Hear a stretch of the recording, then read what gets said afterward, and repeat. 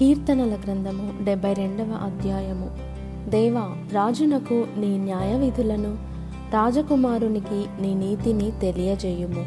నీతిని బట్టి నీ ప్రజలకును, న్యాయ విధులను బట్టి శ్రమ నొందిన నీ వారికిని అతడు న్యాయము తీర్చును. నీతిని బట్టి పర్వతములను చిన్న కొండలను ప్రజలకు నెమ్మది పుట్టించును. ప్రజలలో శ్రమనొందు వారికి అతడు న్యాయము తీర్చును. బీదల పిల్లలను రక్షించి బాధపెట్టు వారిని నలగగొట్టును. సూర్యుడు నిలిచినంత కాలము, చంద్రుడు నిలిచినంత కాలము తరములన్నిటను జనులు నీయందు భయభక్తులు కలిగియుందురు. గడ్డి కోసిన బీటి మీద కురియు వానవలెను, భూమిని తడుపు మంచి వర్షము వలెను అతడు విజయము చేయును. అతని దినములలో నీతిమంతులు వర్ధిల్లుదురు. చంద్రుడు లేకపోవు వరకు క్షేమాభివృద్ధి కలుగును.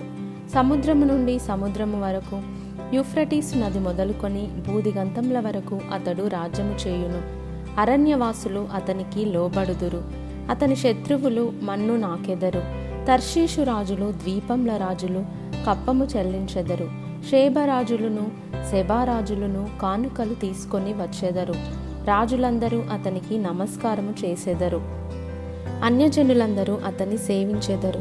దరిద్రులు మొరపెట్టగా అతడు వారిని విడిపించును. దీనులను నిరాధారులను అతడు విడిపించును. నిరుపేదలయందును బీదలయందును అతడు కనికరించును. బీదల ప్రాణములను అతడు రక్షించును. కపట బలాత్కారముల నుండి అతడు వారి ప్రాణమును విమోచించును. వారి ప్రాణము అతని దృష్టికి ప్రియముగా ఉండును. అతడు చిరంజీవి అగును. షేబ బంగారము అతనికి ఇయ్యబడును. అతని క్షేమమునకై జనులు నిత్యము ప్రార్థన చేయుదురు. దినమంతయు అతని పొగడుదురు.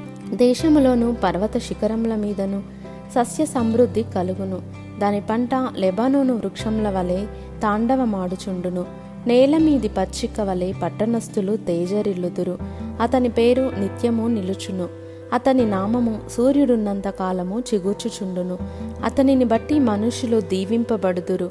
అన్యజనులందరూ అతడు ధన్యుడని చెప్పుకొందురు. దేవుడైన యెహోవా, ఇశ్రాయేలు యొక్క దేవుడు స్తుతింపబడునుగాక. ఆయన మాత్రమే ఆశ్చర్య కార్యములు చేయువాడు. ఆయన మహిమగల నామము నిత్యము స్తుతింపబడునుగాక. సర్వభూమియు ఆయన మహిమతో నిండియుండునుగాక. Amen, amen. యెషయి కుమారుడగు దావీదు ప్రార్థనలు ముగిసెను.